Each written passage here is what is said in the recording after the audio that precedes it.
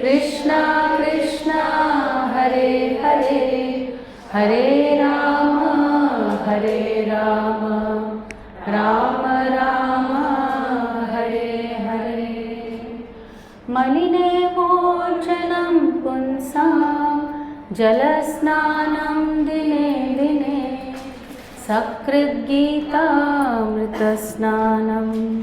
संसारमलनाशनम्। सर्वोपनिषदो गावो दुग्धा गोपालनन्दन, पार्थो वत्स सुधीर्भोक्ता दुग्धं गीतामृतं महान्। एकं शास्त्रं देवकी पुत्रगीतम्, एको देवो देवकी पुत्र एव, एको मन्त्रस्य तस्य नामानि यानि, कर्माप्येकं तस्य देवस्य सेवा। श्रीमद् भगवद गीता की जय। भगवद गीता में हमने अर्जुन के 5 रीजंस में से सेकंड चैप्टर में भगवान ने कुछ रीजंस को आंसर किया, वो हमने पिछले हफ्ते पढ़ा। तो भगवद गीता के चैप्टर 2 में कितने वर्स हैं? वेरी नाइस, याद हो जाने चाहिए हमें। अचानक भी कोई पूछे ना, हम छोटे थे तो माँ मेरी बोलती थी कि नींद में भी कोई जगह के पूछे ना 15 टूज़ा तो बिना सोचे निकालना चाहिए 30। तो हमारे कॉन्शियसनेस में ऐसे चले जाना चाहिए भगवद गीता का जो नॉलेज है कि कोई पूछे चैप्टर 1 में कितने श्लोका हैं, कितने हैं? 46। चैप्टर 2 में 72। क्या नाम है? पहला नाम भगवद गीता चैप्टर 2 का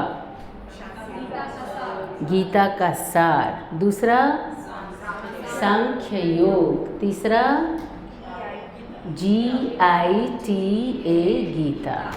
उसमें से हमने पहला कर लिया था G 1 to 10। गुरु, किसने किसको गुरु बनाया? अर्जुन ने कृष्ण को गुरु स्वीकार किया। कई बार हम गुरु तो स्वीकार कर लेते हैं, लेकिन गुरु का अर्थ होता है जो गुरु बोलेगा ना वो मैं करूँगा। हरे कृष्णा, है ना? जो गुरुदेव कहेंगे वो मुझे करना है। ये एक इंस्ट्रक्शन है, ये एक तरीका है गुरु स्वीकार करने का। पर हमारी सिचुएशन इतनी बुरी है कि हम गुरु के साथ भी आर्ग्यूमेंट करते हैं कि गुरुदेव आपको पता नहीं है, आप एक्चुअली सन्यासी, आप रहते हैं बाहर समाज से, आपको क्या पता समाज में उठना बैठना होता है, लेना देना होता है, बहुत सारे सोशल बाउंडेशंस होते हैं। Hare Krishna, so you don't know. तो ऐसे ही अर्जुन भी भगवान को गुरु तो स्वीकार किया है, लेकिन आर्ग्यूमेंट कर रहा है कि आप थोड़ी ना अपने गुरु को मारे, आप मुझे बोल रहे हो ये काम करो वो काम करो, आई कांट डू दैट। लेकिन वास्तव में ये जर्नी है जीवात्मा की, जहाँ पे हम अपने आप को श्रेष्ठ समझते हैं और अंततः हम भगवान की शरण ग्रहण करके ये स्वीकार करते हैं कि जो आप कहेंगे वो मैं करूँगा, ज़ोर ज़बरदस्ती से नहीं, डंडे से नहीं। जब कोई एक देश दूसरे देश पर अटैक करता है ना, तो अगर हार जाते हैं वो लड़ाई, तो वो क्या करते हैं? हाथ ऊपर करके सरेंडर करते हैं। That is surrender by force, bye fear. लेकिन एक प्रेमिका भी अपने प्रेमी को सरेंडर करती है। एक प्रेमी जो बहुत माचो है, बहुत हीरो है, हीरोइक है, लेकिन वो भी एक ब्यूटीफुल डेलिकेट सी लड़की के सामने सरेंडर कर देता है। चाहे तो ऐसे उठा के घुमा के फेंक सकता है, मार सकता है, उसको कोई ज़बरदस्ती नहीं है, but that surrender is out of love. तो भगवान भगवद गीता की जो शिक्षाएं हैं वो हमें दिखाते हैं कि भगवान कितने मधुर हैं, कितना उनका स्वभाव सुंदर है। कहते हैं कि भगवान राम को जो जान लेता है ना, उनसे प्रीति के बिना रह ही नहीं सकता। जानत बिना होत नहीं प्रीति, बिन प्रीति होत नहीं प्रतीति। तो भगवान को जानेंगे नहीं तो उनसे प्रीत कैसे होगी? यदि हम उनके बारे में जानेंगे तो उनसे प्रेम किए बिना, शरण लिए बिना नहीं रह पाएंगे, ऐसा हमारे आचार्य कहते हैं।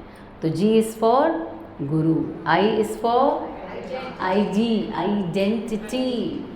हमें एक आइडेंटिटी देती है भगवत गीता, और आइडेंटिटी के साथ हमारे कर्तव्य बदल जाते हैं। अगर आज हमें पता चलता है कि हम सिर्फ ये शरीर नहीं है जो हम अब तक समझ रहे थे, मैं समझ रही थी मैं सिर्फ ये शरीर हूँ, आज मुझे पता चला कि एक्चुअली मैं सिर्फ शरीर नहीं हूँ, I am more than this body, I am a valuable thing. Atma is very very valuable. Bible में भी लिखा है कि पूरा संसार जीत लिया and you lose on your soul, then you are a loser और a winner, you are a loser. So भगवान ने हमें विनर बनाया है, हमारी आईडी हमें देखकर, एक आइडेंटिटी चेंज की हमारी, कि तुम एक सोल हो, यू आर सो प्रीशियस, अपने आप को पहचानो। हाँ, so 11 to 30 is for ID, identity as soul. I am not this body, I am soul. And third is, it's T for two duties. Arjun कहता है भगवान से मुझे युद्ध नहीं करना, क्योंकि युद्ध करूँगा क्या मज़ा मिलेगा, क्या इन्जॉयमेंट है, जिनके साथ इन्जॉय करना है वो तो मर जाएंगे। क्या उत्तर दिया भगवान ने?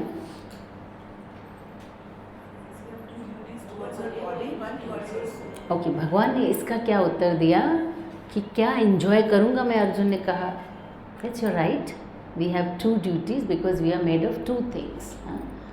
भगवान ने क्या कहा अर्जुन से? अर्जुन ने कहा मैं कैसे इन्जॉय करूँगा, सब तो मर जाएंगे जिनसे मैं प्रेम करता हूँ, जिनको ट्रॉफी दिखानी है जीत के, उन्हीं को मारना है, तो जीतने के बाद दिखाऊँगा किसको? So you are kshatriya, you should fight. Enjoyment कहाँ है? Where is my enjoyment, where is my piece of cake? क्या बोला भगवान ने? ओके, भगवान ने कहा वो मरेंगे नहीं, उनको दूसरी बॉडी मिलेगी, that is their ID, right, their souls. So दुख मत करो अर्जुन। अर्जुन बोल रहे एंजॉय कैसे करूँगा? क्या बोला भगवान ने? हमने पिछले हफ्ते इसको डिस्कस किया।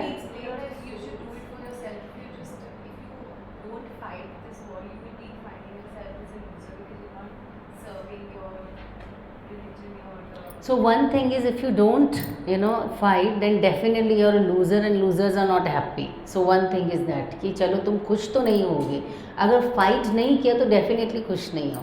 फाइट करने से एंजॉयमेंट कैसे आएगा? भगवान ने कहा,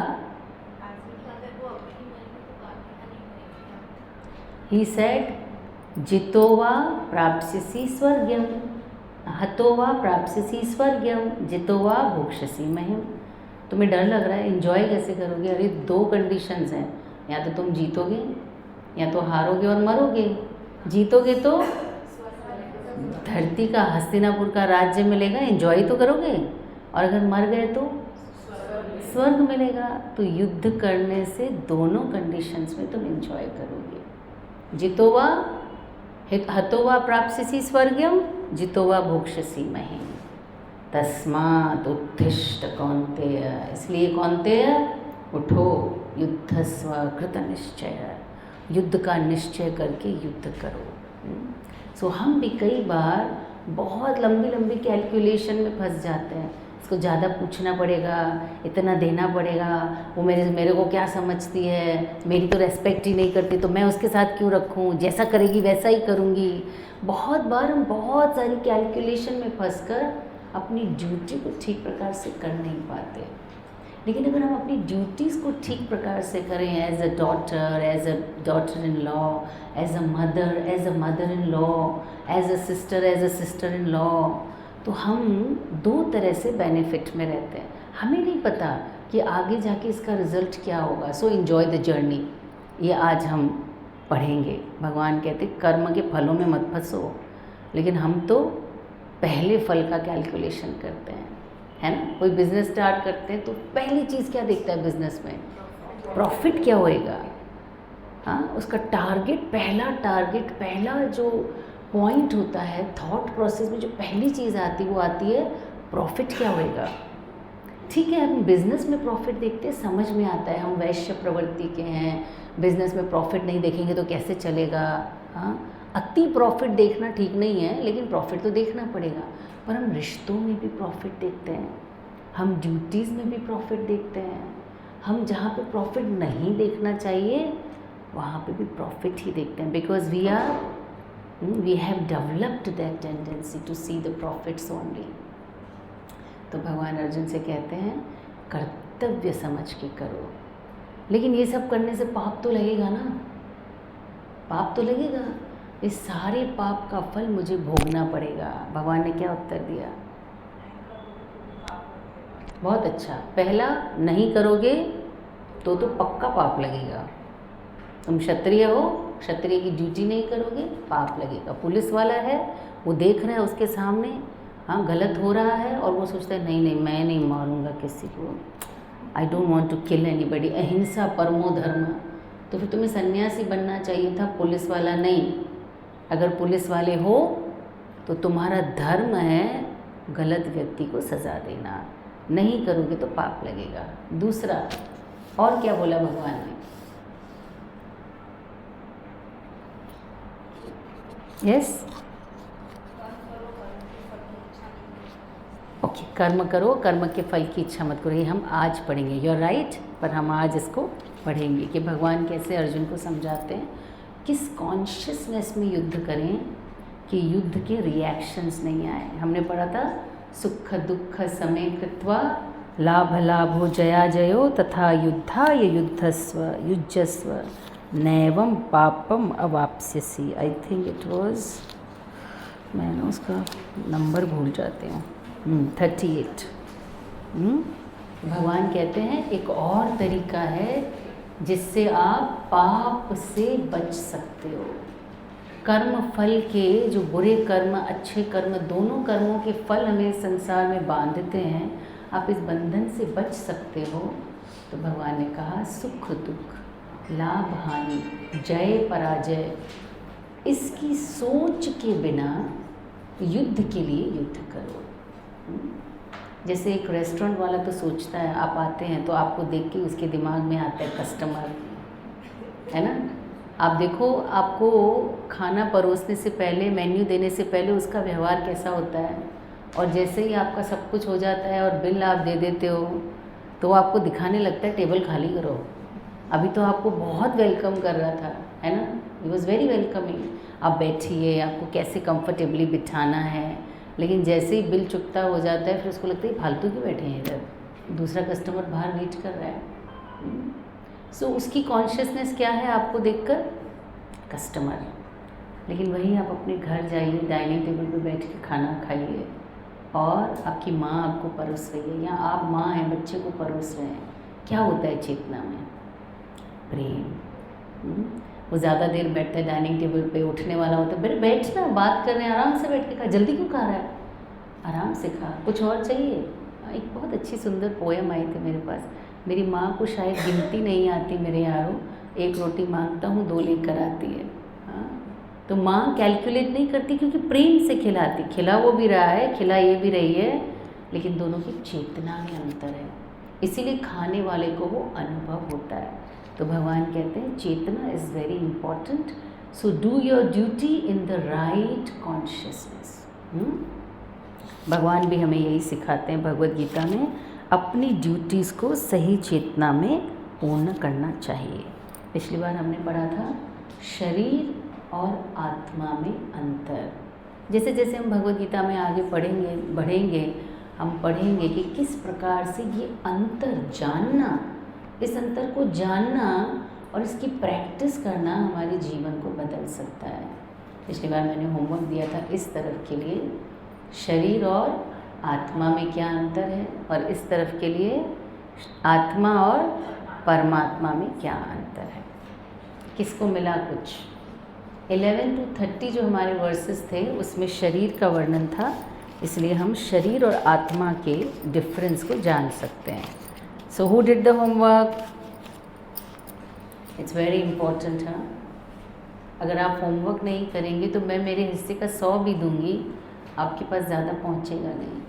you have to develop a taste, interest, duty to read Bhagavad Gita every day. Bhagavad Gita को समझने का रहस्य एक ही है, regularity. Keep in touch with Bhagavad Gita every day. जब नई नई शादी होती है हस्बैंड वाइफ की तो कहते हैं कि भैया इनको थोड़ा क्या दो, इनको थोड़ा समय दो एक दूसरे के साथ। एक दूसरे के साथ बैठते नहीं, रिश्ता कैसे बनेगा इनका। पुराने वालों को बन ही जाता था, मिलता नहीं था समय फिर भी बन जाता था। हमारे नए वालों का नहीं बनता है ना। इनको थोड़ा स्पेस दो, इनको थोड़ा टाइम दो, इनको बाहर भेजो तो इनका रिश्ता बनेगा। तो आपको भगवत गीता के साथ रिश्ता बनाना है तो क्या करना पड़ेगा? You have to spend some time every day. नहीं तो भगवत गीता कंप्लेन करेगी, आने पासे तो मारे माटे टाइम જ નથી, इसके पास समय ही नहीं है मेरे लिए। हाँ, मेरे को पूछती ही नहीं है, मेरे को बस भगवत गीता क्लास में से आती है, झोला रखती है और वो बस दूसरे वेडनेसडे को वो झोला उठा के यहाँ आ जाती है। And that's not good, that's not good. जब हम पढ़ रहे हैं कि हम शरीर नहीं आत्मा है, आत्मा की कुछ ड्यूटीज़ हैं, then we should learn how to follow those duties. नहीं तो ट्रांसफॉर्मेशन नहीं आएगा लाइफ में। सिंधुजा नहीं आई, नहीं तो हमारी लाइफ में ट्रांसफॉर्मेशन नहीं दिखेगा। फिर आपने दो चीज़ें लगाई हैं यहाँ आने के लिए, एक फीस और दूसरा टाइम, दोनों वेस्ट हो जाएगा, दोनों वेस्ट हो जाएगा। Let's find the purpose, let's find the utility what you are learning. आप अगर किसी क्ले शॉप में भी जाएंगे ना, वर्कशॉप में, वो आपको कुछ सिखाएगा क्ले से, आपको बोलेगा देखने से नहीं आएगा, हाथ लगाओ इसको। नहीं नहीं, ये मिट्टी को मैं हाथ नहीं लगाऊंगी, गंदा है एकदम, आई कांट टच इट। तो फिर आपको क्ले वर्कशॉप में नहीं आना था।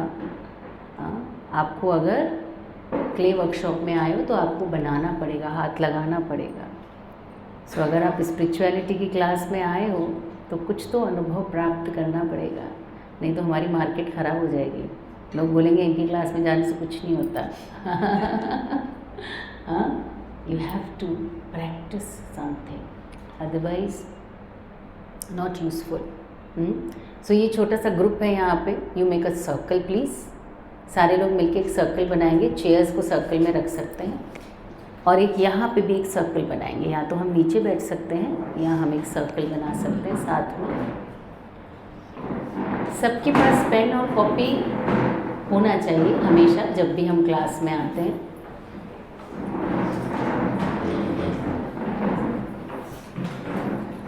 आपके पास 5 मिनट्स हैं इस ग्रुप के पास और आपके पास 11 to 30 वर्सेस हैं, राइट। 11 to 30 वर्सेस में आत्मा के बारे में बताया गया है। 11 to 30। तो आप उसमें ढूंढिए कि भगवत गीता क्या बोल रही है, शरीर और आत्मा में क्या अंतर होता है। ट्राई टू फाइंड शरीर और आत्मा में क्या अंतर होता है। आप भी मुड़ के बैठ सकते हैं, यू कैन ऑल्सो ज्वाइन। ये तीन इधर बैठ जाएंगे, तीनों महारथियों को साथ में बिठा दो। ये 3 महारथी साथ में बिठा दो। One of you can go there, you can go there, someone can go there.